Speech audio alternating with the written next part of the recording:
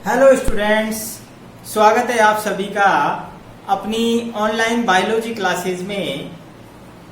हम लोग पादप कार्यकी अर्थात प्लांट फिजियोलॉजी में 12th क्लास के अंदर 5वां चैप्टर पादपों में जल संबंध अर्थात वाटर रिलेशन इन प्लांट्स को पढ़ रहे थे और इसमें हमने इससे पहले 2 वीडियो अपलोड कर दिए थे। आज का वीडियो हम परासरण से संबंधित लेकर आए हैं। आज हम पढ़ेंगे परासरण क्या होता है और परासरण किस दाब के द्वारा संपन्न होता है, परासरण कितने प्रकार का होता है और परासरण का महत्व क्या होता है। बहुत ही इंपॉर्टेंट टॉपिक है, एग्जाम की दृष्टि से बहुत सारे क्वेश्चंस यहां से एग्जामों में पूछे जाते हैं। तो आज आप ध्यान से समझिए, पूरे वीडियो को देखिए। बहुत सारे एग्जाम्पल आपको बताएंगे कि किस प्रकार परासरण की क्रिया हम अपने दैनिक जीवन में देखते हैं और उसे महसूस करते हैं। तो देखते हैं परासरण क्या होता है। तो सबसे पहले बात आती है डेफिनेशन की, परासरण की परिभाषा क्या होती है। तो अर्धपारगम्य झिल्ली द्वारा केवल विलायक के अणुओं का विसरण परासरण या ऑस्मोसिस कहलाता है। ध्यान रखना, अर्धपारगम्य झिल्ली, यहां पर सेमी परमेबल मेम्ब्रेन होती है, उसके द्वारा केवल विलायक के अणुओं का अर्थात विलायक यानी शुद्ध जल को हम विलायक कहते हैं। तो शुद्ध जल के अणुओं का विसरण परासरण कहलाता है। अर्थात ये एक प्रकार का विसरण ही होता है, लेकिन यहाँ पर 2 तंत्रों के मध्य अर्धपारगम्य झिल्ली अनिवार्य रूप से होती है। आगे एक और परिभाषा से हम इसको समझते हैं। अर्धपारगम्य झिल्ली द्वारा विलायक अर्थात शुद्ध जल के अणुओं का विसरण कम सांद्रता वाले घोल से अधिक सांद्रता वाले घोल की ओर होता है। यही प्रक्रिया परासरण या ऑस्मोसिस कहलाती है। क्या मतलब हुआ? अर्धपारगम्य झिल्ली है, उसके द्वारा शुद्ध जल के अणुओं का विसरण कहां हो रहा है? कम सांद्रता वाले घोल, ध्यान रखना, कम सांद्रता वाले घोल से अधिक सांद्रता वाले घोल की ओर होता है। यानी कम सांद्रता वाला घोल क्या है? जल की हम बात करें तो वो शर्करा के घोल से तुलना करें तो कम सांद्रता वाला होता है। तो कम सांद्रता वाले विलयन से, कम सांद्रता वाले जो है घोल से अधिक सांद्रता वाले घोल की ओर किसका? शुद्ध जल का विसरण परासरण कहलाता है।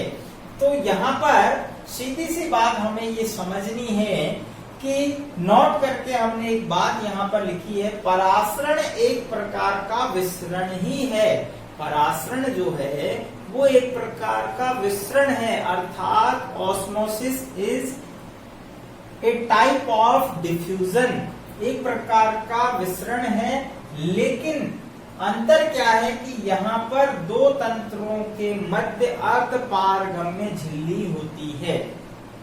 इसको इस प्रकार समझते हैं, यदि मान लीजिए हमने 2 घोल लिए हैं और उनके बीच में हमने अर्धपारगम्य झिल्ली को लगा दिया है। एक घोल यदि शर्करा का है और दूसरा जल है, तो क्या होगा? जल के अणु उस अर्धपारगम्य झिल्ली से शर्करा वाले घोल में विसरण करते हैं। विसरण क्रिया में हमने प्रीवियस वीडियो के अंदर बताया था कि विसरण क्रिया में किसी भी पदार्थ के अणु कम सांद्रता वाले घोल से अधिक सांद्रता वाले घोल की ओर स्वतः ही गतिक ऊर्जा के कारण, अणुओं में जो गतिक ऊर्जा होती है उसके कारण गति करते हैं। इस क्रिया को हमने विसरण कहा। लेकिन यहाँ अर्ध पारगम्य झिल्ली है तो यहाँ पर केवल और केवल विलायक के अणु गति करेंगे अर्थात विसरण करेंगे। तो यहाँ हमने लिखा केवल, तो इस केवल का अर्थ ओनली विलायक के अणु ही विसरण करेंगे अर्थात अर्ध पारगम्य झिल्ली से दूसरी ओर गमन करेंगे, जिसे हम परासरण कहते हैं। यहाँ पर इसको अच्छी तरह से समझने के लिए एक प्रयोग हमने दिया है, जो कि हमारी जो बुक है उसके अंदर इस प्रयोग को आप देख सकते हैं। थिसिल फनल का एक्सपेरिमेंट है, थिसिल कीप का प्रयोग है। इस प्रयोग से हम इसको परासरण क्रिया को समझेंगे। यहाँ पर आप देख रहे हैं हमने दो अलग अलग जो है यहाँ पर इक्विपमेंट्स लिए हैं, जिसमें एक थिसिल फनल है, ये आप देख रहे हैं थिसिल फनल है, इसको स्टैंड से बांधा हुआ है। नीचे एक बीकर है जिसमें जल भरा हुआ है। तो यहाँ थिसिल फनल के अंदर हमने शर्करा का गाढ़ा घोल लिया है और इसके लेवल को यहाँ पर नोट किया हुआ है। फनल के नीचे वाले हिस्से में, कीप के नीचे वाले हिस्से में अर्ध पारगम्य झिल्ली के रूप में हमने पार्चमेंट पेपर, आपको बताया था पारगम्यता के अंदर हमने अर्ध पारगम्य झिल्ली की तरह पार्चमेंट पेपर अर्थात चर्म पत्र काम में लिया जाता है। यानी वो झिल्ली जो अपने में से केवल विलायक के अणुओं को पारण करने की इजाजत देती है अर्थात गमन करने की लिए अलाउ करती है, विलय के अणुओं को अलाउ नहीं करती है, ऐसी झिल्ली अर्ध पारगम्य झिल्ली कहलाती। तो यहाँ पर हमने अर्ध पारगम्य झिल्ली से फनल का मुंह बांध दिया है। कुछ समय बाद हम देखते हैं, प्रयोग के बाद आप देख रहे हैं दूसरी जो स्थिति है उसमें आप देख रहे हैं कि शर्करा के घोल का लेवल फनल के अंदर बढ़ जाता है। आप देख रहे हैं यहाँ पर प्रयोग से पहले शर्करा का स्तर दिखाया गया है और इसके बाद आप देख रहे हैं प्रयोग के बाद जो है शर्करा का लेवल बढ़ जाता है। ऐसा क्यों होता है? आप देखिए कि यहाँ पर जल जो है बीकर के अंदर है अर्थात ये शुद्ध विलायक की तरह ट्रीट करता है। तो एक घोल तो शुद्ध जल है जबकि दूसरा घोल शर्करा का गाढ़ा घोल है जिसकी सांद्रता जल की तुलना में ज्यादा होती है। तो हम कह सकते हैं कि विसरण क्रिया जल के अणु या अर्थात विलायक के अणु कहाँ पर एंट्री करेंगे? अधिक शर्करा वाले, अधिक सांद्रता वाले शर्करा घोल में अंदर की ओर गति करते हैं। राइट? तो यहाँ से जल अंदर की ओर जब जाता है तो क्या होगा? इसका लेवल बढ़ जाता है। इस क्रिया को ही हम परासरण कहते हैं। तो यहाँ आपने देखा कि अर्ध पारगम्य झिल्ली द्वारा जल के अणु अर्थात शुद्ध विलायक के अणु बीकर से कहां पर जा रहे हैं? थिसिल फनल में जा रहे हैं, क्योंकि थिसिल फनल के अंदर गाढ़ा शर्करा का घोल है जिसकी सांद्रता जल से ज्यादा है अर्थात ज्यादा गाढ़ा है और इस गाढ़ेपन के कारण ही इसमें परासरण दाब उत्पन्न होता है।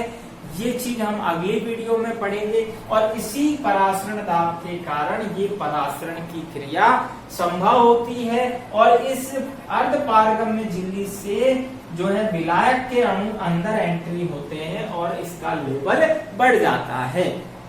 तो इस थिसिल फनल प्रयोग द्वारा हम परासरण के प्रायोगिक प्रदर्शन को यहाँ पर बता सकते हैं। इस प्रयोग को हम घर पर भी आसानी से कर सकते हैं। हम देखेंगे कि परासरण दो प्रकार का होता है। आगे हम बात करते हैं परासरण के प्रकार, जिसमें अंतः परासरण और बहि परासरण, एंड ऑस्मोसिस और एक्स ऑस्मोसिस होता है और इसको हम प्रयोग द्वारा भी घर पर भी कर सकते हैं।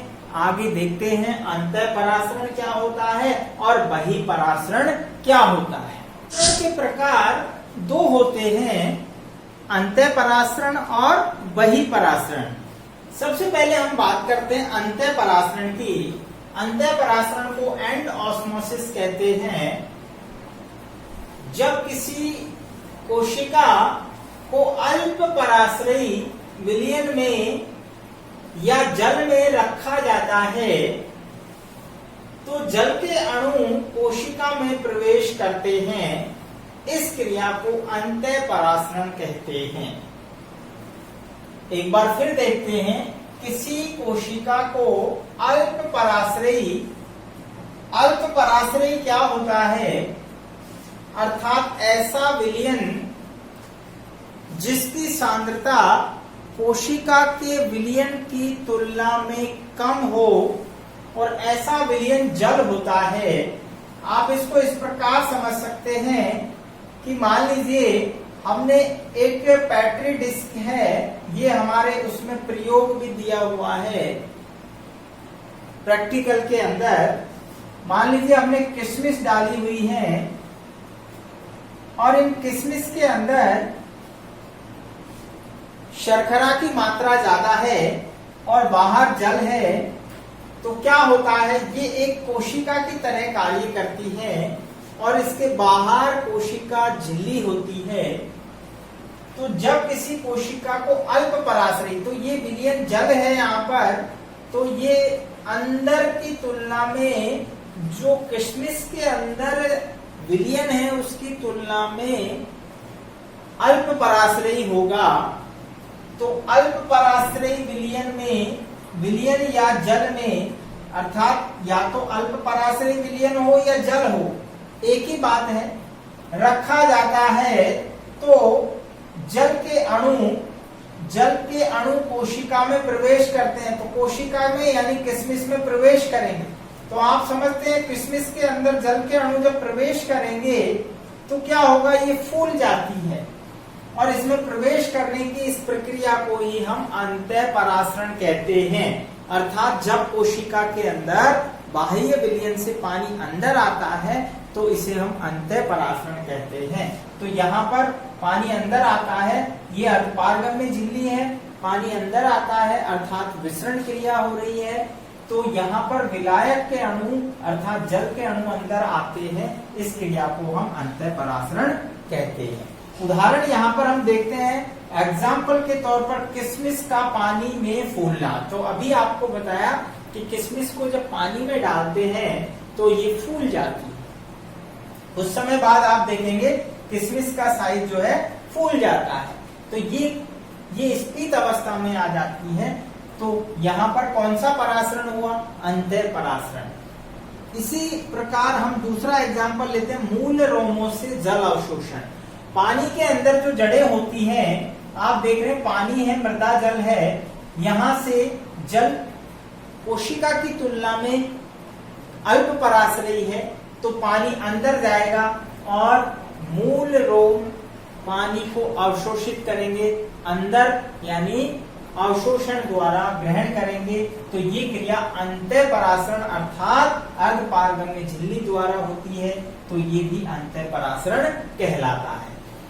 दूसरा प्रकार हम लेते हैं बहिपरासरण, इसे हम एक्स ऑस्मोसिस कहते हैं। जैसा नाम से ही आपको समझ में आ रहा है, बहिपरासरण अर्थात परासरण जो है बाहर होगा, कोशिका के बाहर पानी या विलायक जो है बाहर की ओर जाता है।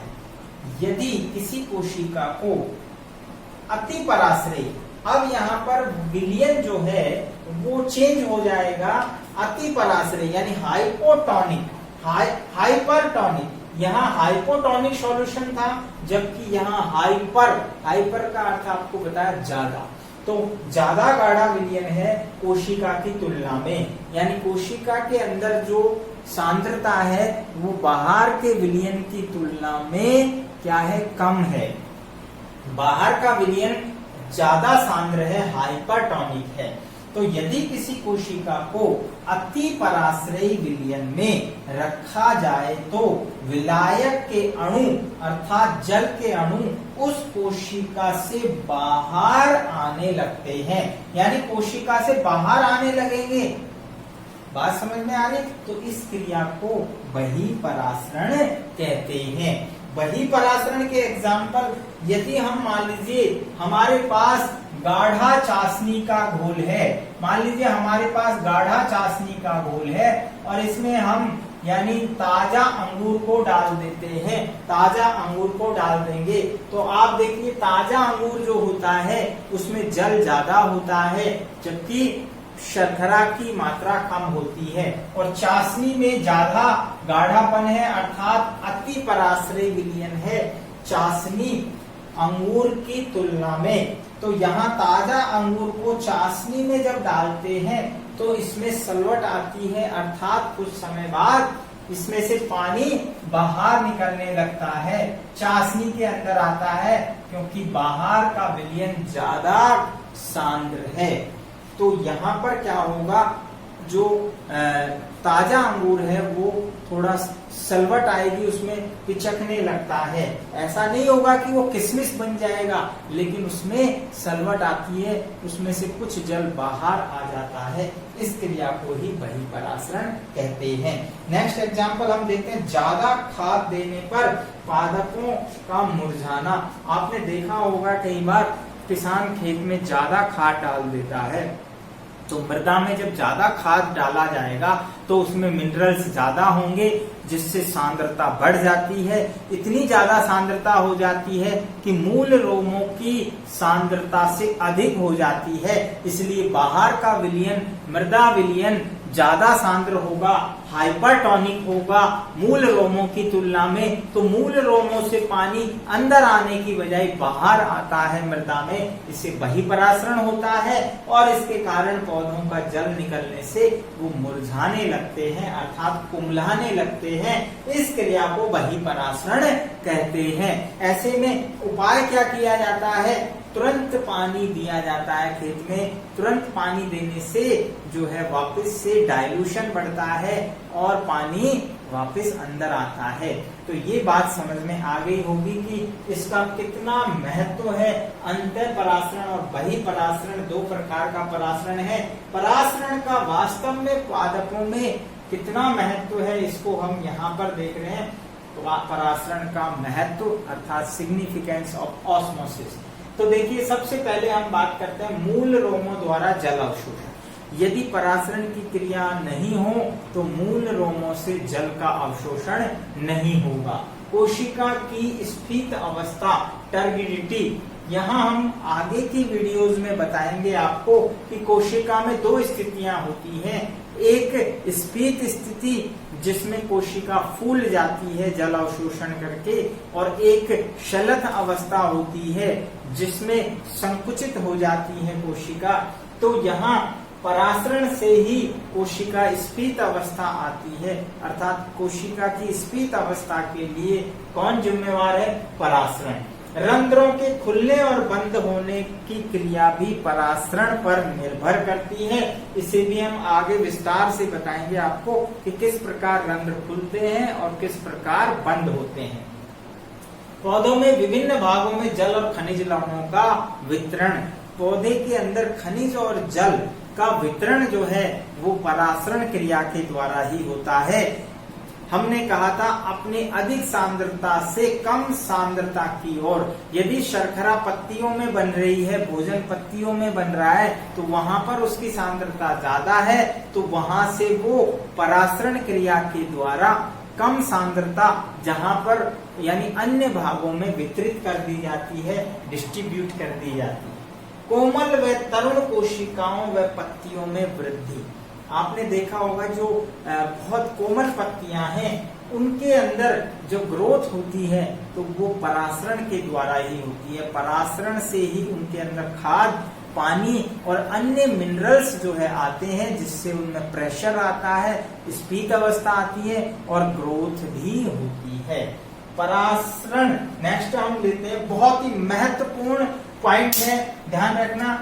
परासरण पौधों को हिमीकरण अर्थात फ्रीजिंग तथा शुष्कन अर्थात यानी हम कह सकते हैं कि हिमीकरण का अर्थ होता है जब बहुत ज्यादा ठंड होती है तो पादप फ्रीज हो जाएंगे, ज्यादा टेम्परेचर डाउन होने से आपने देखा माइनस में कई बार टेम्परेचर ज्यादा 0 डिग्री हो जाता है तो फसलों को पाला मार जाता है। तो ऐसे में जो है परासरण क्रिया ही उन्हें उसके प्रतिरोधी बनाती है। परासरण क्रिया द्वारा हम जल खेतों में डालते हैं ताकि पानी तुरंत उसमें मूल रोमों के द्वारा कोशिकाओं में जाता है और वो उसको डीफ्रीज कर देता है, जो फ्रीजिंग हुआ है उसको डीफ्रीज कर देता है।